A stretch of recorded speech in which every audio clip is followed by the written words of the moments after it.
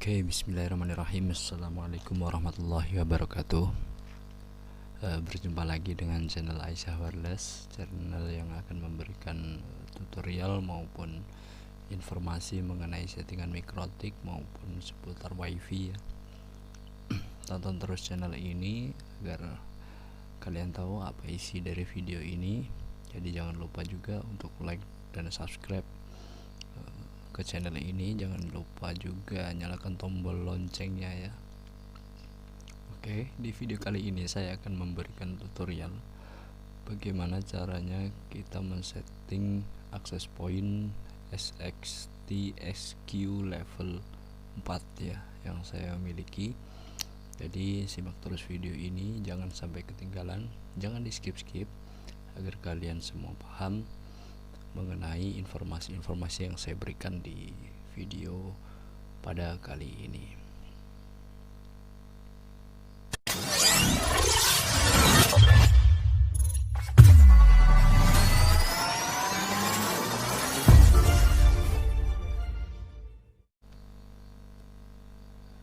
Oke, untuk langkah yang pertama adalah kita buka dulu settingan Winbox-nya. Ini adalah access point saya. Jadi di access point itu kita menggunakan metode bridge. Langkah yang pertama adalah kita masuk ke Winbox, kemudian kita bridge, kemudian kita klik tombol plus begitu ya. Jadi di sini saya sudah ada. Ketika kalian mau bikin baru, caranya mudah, tinggal kita plus kemudian oke, udah gitu aja. Nah, untuk settingan portnya adalah kita tambahkan portnya itu WLAN, interface-nya WLAN 1 di bridge, ditaruh di bridge mana, yaitu bridge 1. Kemudian tambah lagi untuk yang Ether 1, interface-nya Ether 1 di bridge 1 gitu aja. Kalau sudah, kemudian kita masuk ke settingan WLAN satunya. Nah, di sini di tab general namanya itu terserah, tapi di sini saya tidak merubah defaultnya, yaitu WLAN 1, kemudian wirelessnya. Nah, di sini saya akan memperlihatkan yaitu research.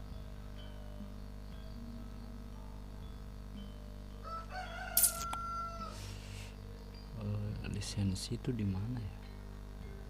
Sistem, kemudian license. Nah, di sini. Ini kan lisensinya level 4 ya. Jadi XXT SQ ini bisa digunakan sebagai metodenya itu mode AP bridge, atau bisa digunakan untuk ditembak oleh beberapa alat gitu, tapi yang satu brand ya. Jadi misalnya kita mempunyai 3 atau 4 atau 5 klien begitu kan. Nah, di masing-masing klien itu terdapat radionya masing-masing. Jadi ada yang LDF, ada yang LHG, ada yang SXT, ada yang SXT Lite gitu kan. Nah, itu ditembakkan di access point ini itu bisa. Nah, tapi kalau license-nya tadi atau lisensinya itu masih level 3, itu tidak bisa menggunakan mode AP bridge. Ya, yang bisa digunakan adalah hanya mode bridge, yaitu point to point begitu ya. Jadi ketika kita mau mengkoneksikan lebih dari satu klien itu tidak bisa kalau lisensinya masih level 3 atau modenya itu mode bridge. Kalau kita menggunakan mode AP bridge itu minimal lisensinya itu harus level 4 begitu. Nah, untuk di bandnya di sini saya menggunakan yang 5 GHz A/N atau A atau N. Oke. Channel width-nya di sini berbanyak sih pilihan, cuman di sini saya menggunakan rekomendasi dari teman-teman seperjuangan RT RW net saya, banyak yang merekomendasikan untuk di 20 MHz saja. Nah, frekuensinya saya menggunakan 5765 sesuai dengan anjuran pemerintah atau Kominfo, yaitu hanya diperbolehkan 5725 sampai 5825. Kemudian SSID-nya adalah ini terserah teman-teman. Radio name ini adalah juga terserah teman-teman. Scan listnya di sini saya bikin default. Nah, skip DFS channelnya juga disable. Wireless protokolnya ini saya gunakan any ya. Ada sih banyak pilihan, ada N-Stream, ada NV2, ada NV2 N-Stream, NV2 N-Stream 8012, 80211 maksudnya. Tapi di sini saya menggunakan yang any saja. Kemudian inter working profile saya disable. Security profile-nya ini adalah password. Kalau di HP itu kayak password wifi gitu. Nah, untuk menambahkan security profile ini kita masuk di wireless, kemudian security profile. Nah, kemudian tab plus, modenya ini dynamic case, WPA PSK, WPA 2 PSK. Nah, kemudian isi di kedua ini, name-nya ini sesuaikan keinginan, kemudian di OK. Udah gitu aja. Nanti bisa masuk di settingan ini, interface WLAN-nya. BBS mode push button, internet working profile disable, frekuensi mode super channel ya. Country ini kita isikan di no country set agar frekuensinya ini bisa kita buka dari mulai 4900 sampai 6100 ya. Jadi kebuka banyak kalau kita gunakan di country no country set ini. Instalasinya outdoor karena saya instalasinya memang di outdoor ya.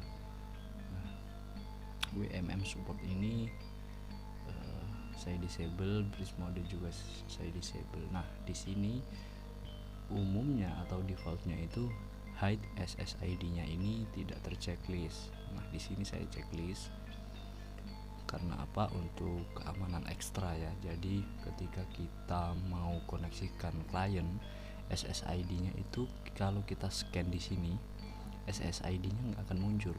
Jadi kita harus mengkoneksikan secara manual, tidak bisa menggunakan scan. Nah, itu untuk untuk keamanan begitu ya, untuk double keamanan gitu. Data rates ini saya bikin default, advance juga default semua, ini default semua. Kemudian N-Stream-nya saya checklist, yang semula tidak ada checklist saya checklist. NV2 juga default semua default. Kemudian apply, oke. Udah gitu aja.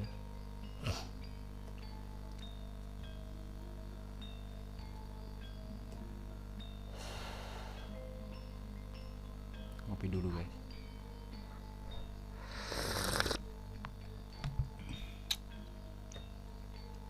Jadi di sini saya sebenarnya sudah ada satu klien ya yang terkoneksi dengan wifi atau access point saya. Jadi kita tinggal lihat.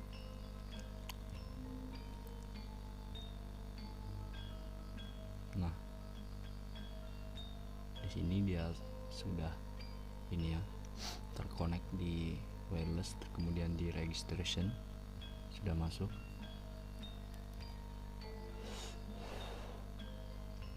Nah, kenapa di bridge?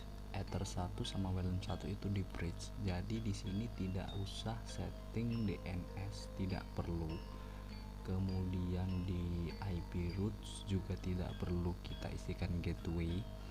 Tidak perlu sama sekali. IP address pun ini kosong. Di firewall NAT, kemudian NAT, kita tidak perlu menambahkan tab atau rule baru dengan actionnya itu masquerade, itu tidak perlu.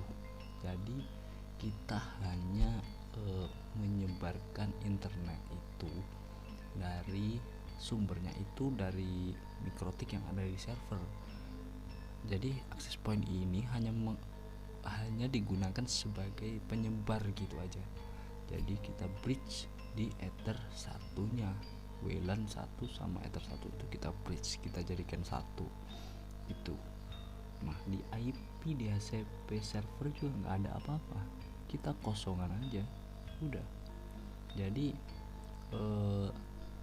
dari segi gateway, dari segi DHCP, dari segi IP routes itu kita setting di mikrotik yang server, udah gitu aja, mudah banget kok. Nah ketika kita ingin men-setting radio di station atau di rumah klien, barulah bisa kita tambahkan NAT atau DHCP server, kemudian firewall NAT di masquerade, kemudian di gateway IP routes atau dan lain sebagainya. Station juga bisa di bridge kalau misalkan kita ingin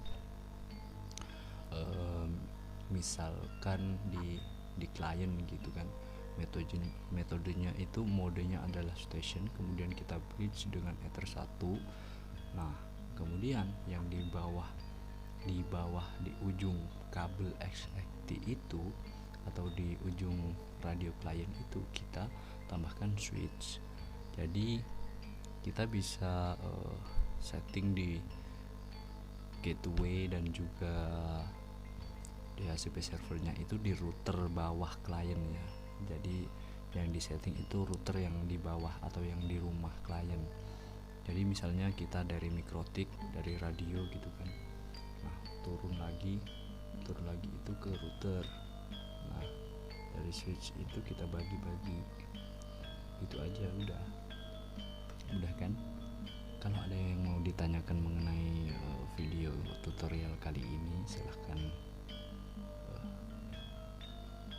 tulis di kolom komentar. Jangan lupa like dan juga subscribe channel ini agar channel ini semakin berkembang.